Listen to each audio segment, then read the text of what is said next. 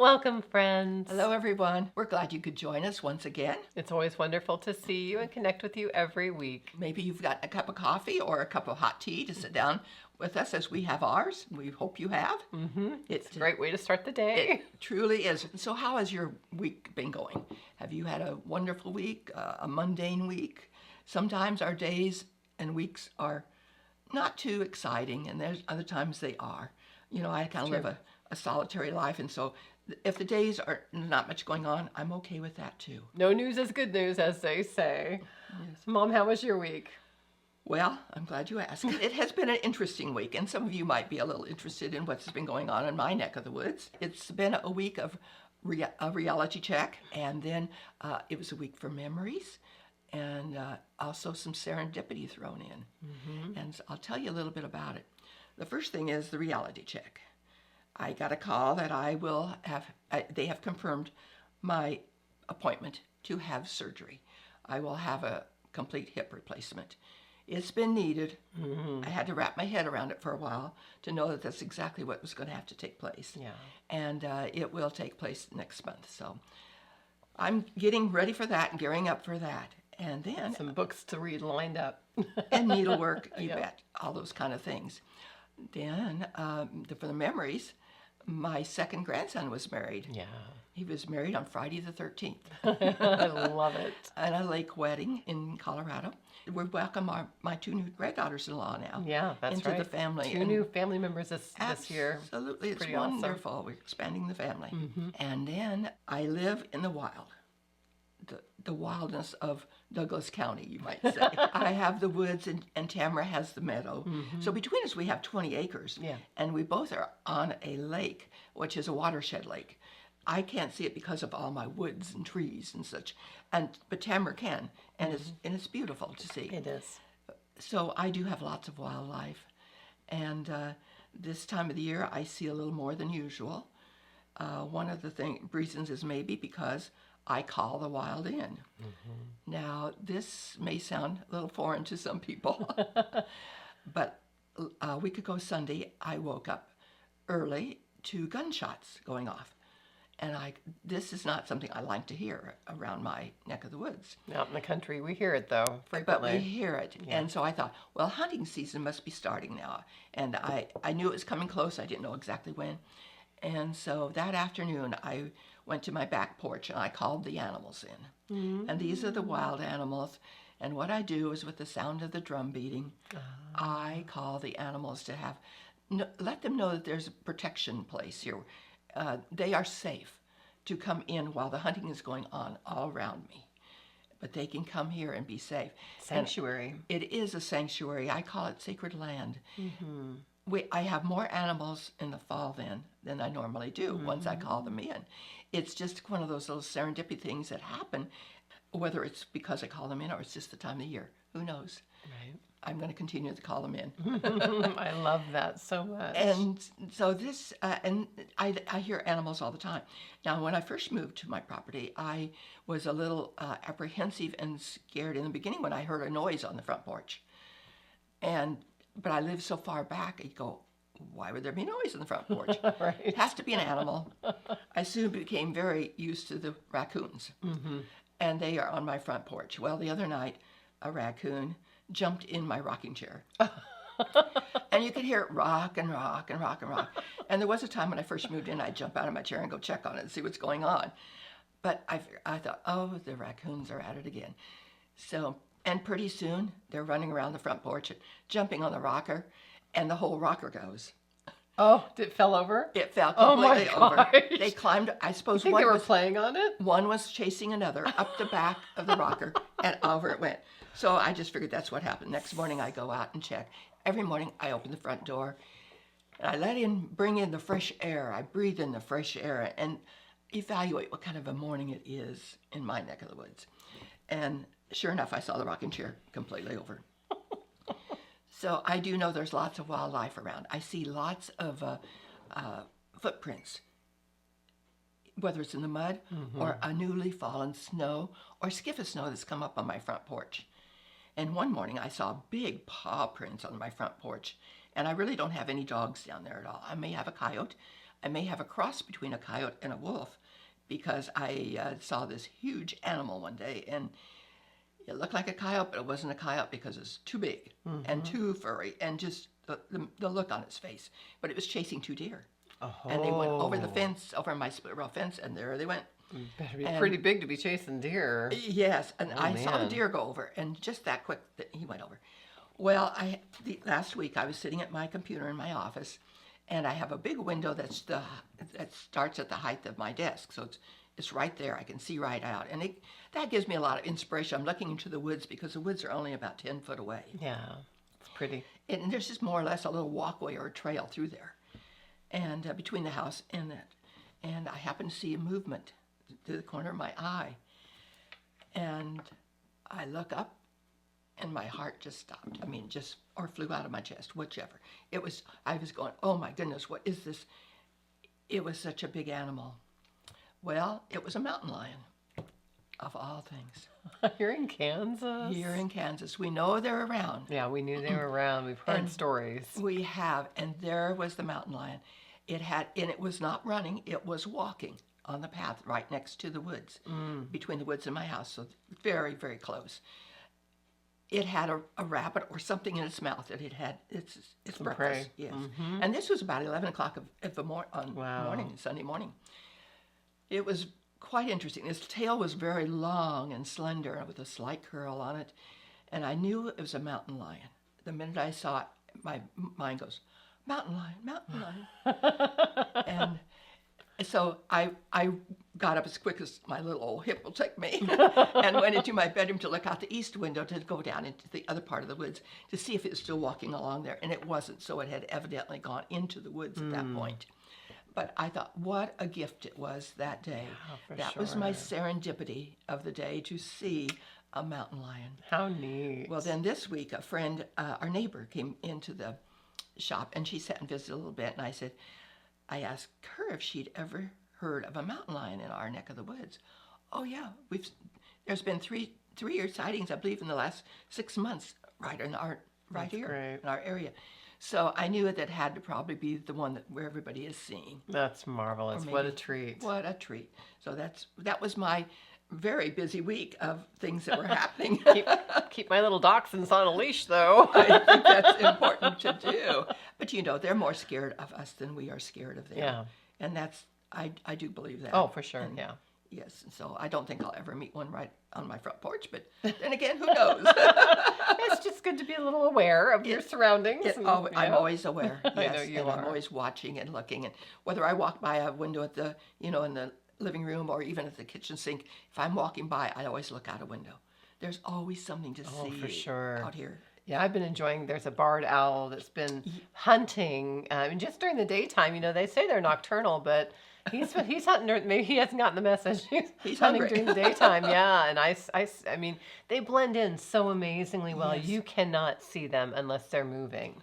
So, yeah, and if you see them fly into a tree and then you kind of keep your eye on it, but if you look away and try and find them again, it's just almost impossible to see them, but then they swoop down, of course, and get their squirrels, I'm guessing. Yes, I love the owls. Yeah. So that was my week. That's amazing. Yes. How Anything marvelous. you want to add to? No, mine was pretty mundane, other than the occasional. We have them. Yeah. And that's okay. Yeah. So anyway, we do have some things going on here at the shop. You have a tarot sale. Yep, we've got a tarot sale where we have 40% off almost all of our tarot and oracle decks. We are open again this weekend, Friday and Saturday. And then we do have some classes coming up. And I really hope you'll want to take these classes because they're kind of a once-in-a-lifetime type thing that we have come along here because we find something different all the time that we want to teach or bring teachers in for. And our next class is going to be on the little whisk broom or wish broom, however you want to call it. This is perfect for using for the crumbs or for at the fireplace. Any place you want to use it. It's a sweet little, almost too pretty to use. Right, it's beautiful just to hang. It's made from broom corn, and it can be decorated with any color of cordage that you want to put around it. It's just the instructor will have different colors, so you can choose how you want to make it. And it's interesting how it's been divided out. It's a process that once you've learned how to do one, you'll know how to make more.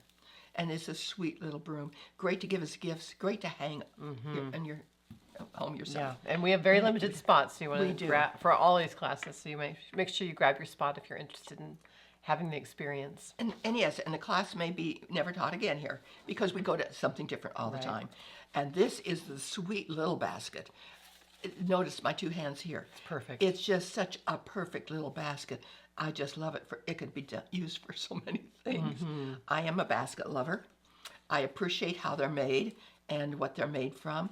And I love all the uses for them. Yeah, And whether you give it as a gift and fill it full of little things you've made, possibly, great idea. or just use it for your own.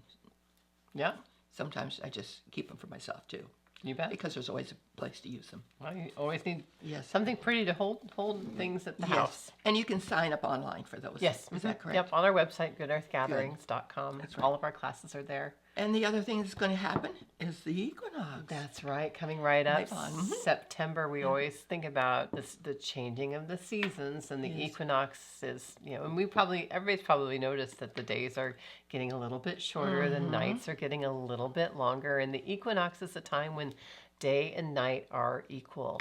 And then after that, incrementally, the nights will start becoming longer than the days until, of course, we reach the winter solstice. We lose about 15 minutes of daylight each week. Wow.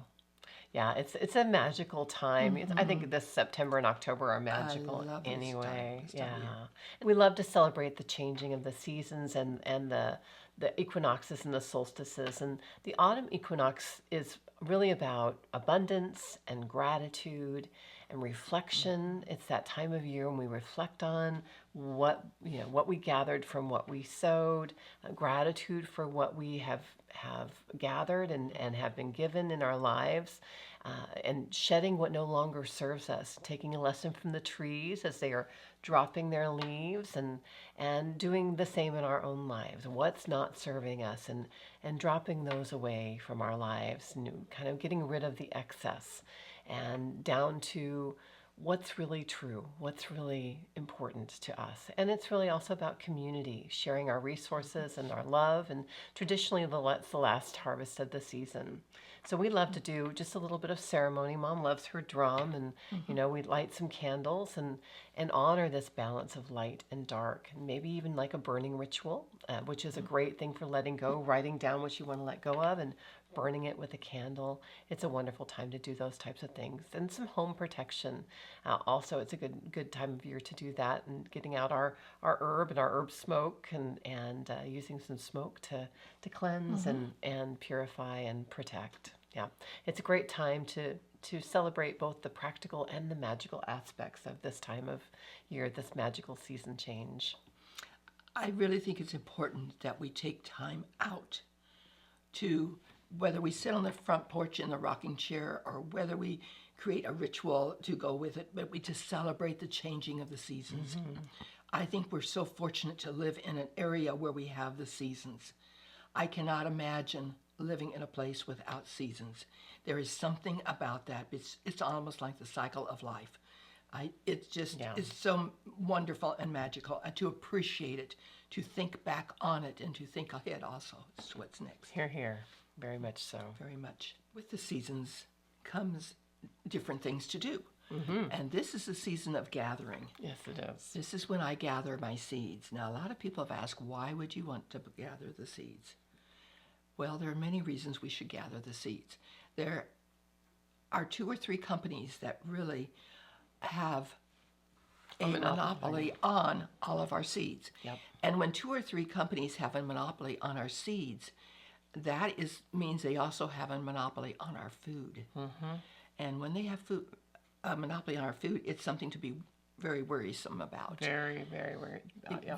And so, a lot of us may not gather the seeds of the food at this point, the food products, but you can from seeds, from lettuce and radishes and asparagus, all that. They can all be gathered. I've been out gathering from the hyssop, the anise hyssop plant.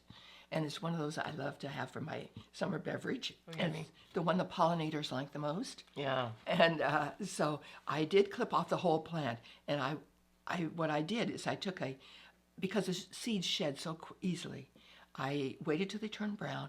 And then I took a big dish towel out and I wrapped it around it tightly with pinch clothespins. I held it on there, and I brought it in, holding it like a baby, and I brought it in. I brought it into the garage. It stays there for a couple days. You can leave it for a couple weeks for that matter. They're already dried. I make sure I collect after it has dried out once we've had a rain. Right now we've been so parched. The ground is very parched and thirsty, and so it's dry, and it was a perfect time to collect some seeds. With my fingers, the little pieces will stay in it, but you tap it, and you'll see all the seeds fall out of it. They just are so ripe right now. And once they're all out, you will put them on a paper plate for them to dry, and then gather them up into little packets and be sure to write on what they are.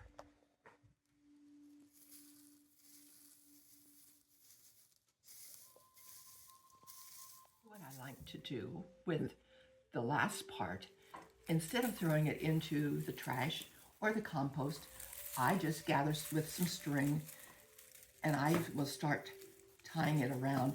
I want to make this into a more compact bundle. You can use old twine. You can use anything old that you've saved back. This is a great way to use it all up. As long as it's natural fibers. Yes, something that will burn in the fireplace. And then just stand it into an old paper sack or box and upside down. You can gather them as you want to bring in your firewood and put it in your fireplace. Most seeds will fall out as the seed heads dry. They just fall out naturally. However, if you give them just a little bit of a shake, you'll see more seeds fall out. So I give them a little bit of nudge, and I shake a few seeds out. And then I can save those seeds and put them into, I usually put them on a paper plate, and I let them dry out further. And then once they have dried out, I will put them into a little brown sack or a brown envelope and stick them to the freezer. They will be ready to plant again. Or they could just be thrown out again this fall, because many of those, this is what nature does. Those seeds fall out in the fall and they come up in the spring. And so during the winter, they're what we call stratified. So they get that cold temperature that they need for like 30 days, and they will grow very, very well. That's for perennials. That's for perennials mainly. Or native annuals. Yeah, any native plants. Yes, exactly. I will have those in the shop actually to hand out to anyone who wants them. So that's part of our wonderful thing we love to do, is give seeds away. And then in February there is the seed fair. Yeah. And so here in Lawrence. Here in Lawrence. And it's a wonderful way to, if you've saved your seeds, take them in and trade them for something else. Yeah, it's wonderful. And if you're not going to save your seeds, that's okay too, because you can just leave the seed heads though on your plants, plants that are okay if they drop. Not on the garlic chives. Get those off. But most of our, especially native plants, it's so fine to leave those seeds on, because that's food for the birds over the winter time. And so we like to do that also. And if the next spring you get too many volunteer plants, you just dig them out and give them to someone else. You bet. Yeah. Something we like to do. But this is the season of gathering, and this is a season I truly enjoy. And I hope you're all going out to see what you might have around that you can gather from too. We always are gathering something, it seems like, and are. this is the season of seeds. We are the gatherers. And I'd like to close with this quote from the September chapter. It says, "For man, autumn is a time of harvest, of gathering together. For nature, it is a time of sowing, of scattering around." That's by Edwin Way Teal. And that is so true. The seeds are scattered now. They are. Tis the season. It is. So with that, we will plan to see you next week. Good earth blessings to you.